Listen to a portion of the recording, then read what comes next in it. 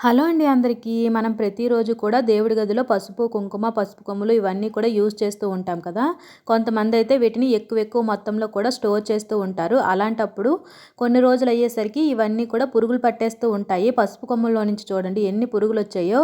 Only పసుపు కొమ్ములనే కాదు, పసుపు, కుంకుమ ఇవన్నీ కూడా కొన్ని రోజులయ్యేసరికి ఇలా పురుగుల్లాగా పట్టేస్తూ ఉంటాయి కదా! అలాంటి ప్రాబ్లమ్‌కి ఇప్పుడు అందరికీ యూజ్‌ఫుల్ అయ్యేలాగా మంచి టిప్ అయితే చూపించబోతున్నాను.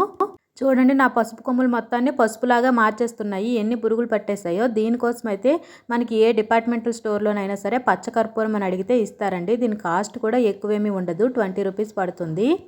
మనం యూస్ చేసే పసుపు, కుంకుమ ఇవి ఎక్కువ మొత్తంలో స్టోర్ చేసినప్పుడు వాటిలో చిన్న చిన్న పచ్చకర్పూరం ముక్కలు గానీ లేదంటే పౌడర్‌లా చేసుకొని ఇలా వేసేసుకొని మూత పెట్టేసుకుంటే, కుంకుమలో ఇలా వేసుకొని కలిపేసుకొని మూత పెట్టేసుకోండి. ఎన్ని రోజులైనా సరే మరి పురుగు పడుతుందనే ప్రాబ్లమ్ అయితే ఉండదు.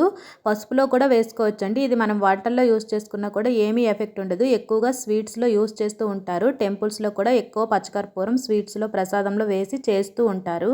ఎక్కువ మొత్తంలో పసుపు, కుంకుమ, పసుపు కొమ్ములు స్టోర్ చేసుకునే వాళ్ళకి ఈ టిప్ బాగా యూజ్ అవుతుంది. వంటల్లో వేసుకునే పసుపులో కూడా మనం పచ్చకర్పూరం కలిపి స్టోర్ చేసుకోవచ్చు. ఎందుకంటే దీనివల్ల ఎటువంటి ఎఫెక్ట్ ఉండదండి. ఎక్కువగా ప్రసాదాల్లో ఈ పచ్చకర్పూరాన్ని యూజ్ చేస్తూ ఉంటారు.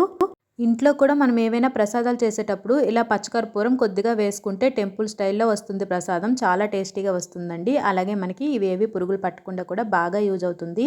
ఈ వీడియో కనుక మీ ఫ్రెండ్స్ అండ్ ఫ్యామిలీకి ఎవరికైనా యూజ్ అవుతుంది అంటే వాళ్ళకి షేర్ చేయండి. అలాగే వీడియో నచ్చితే లైక్ చేసి ఛానల్ని సబ్స్క్రైబ్ చేసుకోండి. Thank you for watching.